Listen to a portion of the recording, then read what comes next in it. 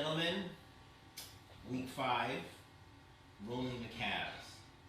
So, to be honest with you, we are running out of parts that we can effectively roll with this roller.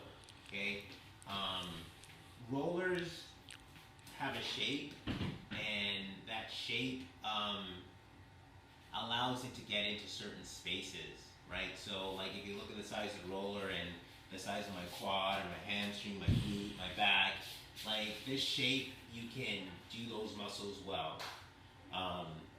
The calf is probably the last thing. We're going to try it on our chest too, but it's probably the last part that we can really, really do well. And I would offer you this, that as you practice rolling your calf, a roller this size should feel easy on your calves the more healthy your calves get. Okay, so if a big roller is causing a lot of work on this muscle, that means there's a lot of tension in it and you need to work it really, really hard. Okay, so having said that, we're going to work our calves with the roller because that's what we have. And your calf gets split into 3 places, okay? So you've got the middle, you've got the inside, and you've got the outside. So those are the parts from the back. Then we're going to turn, and we're going to come along the side of the calf, and then we're going to turn again, and we're going to come along the interior or the front of the calf. So there's 5 parts to it, and there's basically 3 body shapes that you'll take to make it. Okay, so the best way when you're starting with the calf is put one leg right on top of the other so you have the weight of that leg, and then roll the calf kind of like you would your hamstring. So I'm actually starting from my soleus, which is the meaty part, and I'm going to roll up. You could roll down, but I like this direction better.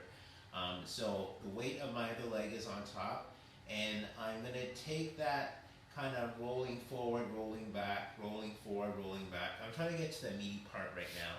So once I get to the meaty part, you can see I keep adjusting my top leg, and I'm even pushing with my top leg to maximize the pressure into my calf. I'm trying to keep the leg that's being pressed as soft as I can, and I'm literally trying to feel for those sore spots. Okay, so working the middle, my leg would be in this shape. If I work the inside, my leg is going to be in this shape. And I like to work the calf right up into the back of the hamstring or the back of the knee. Especially when I have a big roller like this, like a big roller you can safely get behind the knee. Behind the knees don't actually have any muscle in it, it's just tendon. But those tendons don't actually get a lot of blood flow, so pressure on them can help. The main way we get pressure on the back of our knee is by closing the knee. Okay, and that's why sitting on your knees and all of these stretches are so important. So this is kind of like the opposite when you roll the back of your knee. The important parts to be able to get really are the outside. So when I start going to the outside, I'm going to move, and I'm going to literally come along the side of my leg, like that. Okay, and so now you're kind of working at play. You can see I'm using my top leg for pressure. The leg that's getting pressed, the foot is loose, and I'm really just trying to drive my weight in. Notice I literally had to lift my hip off the floor to get into that really, really well. So this is an important direction to be able to work that side leg from, and then also keeping your legs straight and pushing into the anterior part. And you'll feel this one along the muscles in the top of your foot, or on the, not the sole of your foot, yeah, the top of your foot is where you'll feel it. This is the muscle that helps you dorsiflex. Okay, so this is the muscle that we're stretching right here. So just know that this muscle has an action from 2 different directions. So here I am straight, stretching that muscle, but the other way that I want you guys to learn how to stretch and roll that side is to bend into this bent leg, because this is the other way that leg will get used, and this will feel a little different. And quite frankly, all of this position is part of the stretch too. And so when I do this one, I'm going to press my hand into it. And I'm going to push right into that side. Okay.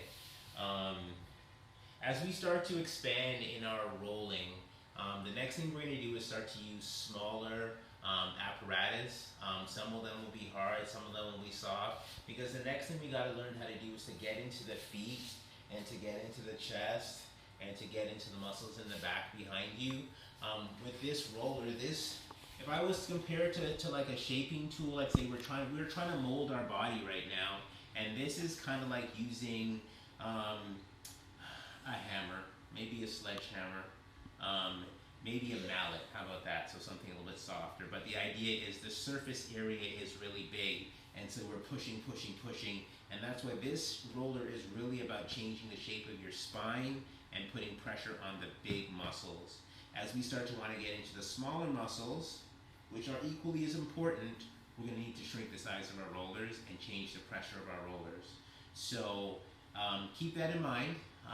I will let you guys know what you need and how to get your hands on it. And so what that means is you don't ever have to throw away a roller. If it changes in shape and feel, you just get another one. But the different textures are eventually going to add up and be a big part of what we do. Okay, that is going to be the end of our rolling video for this week. Enjoy rolling your upper back and feel your expand. Be unconventional.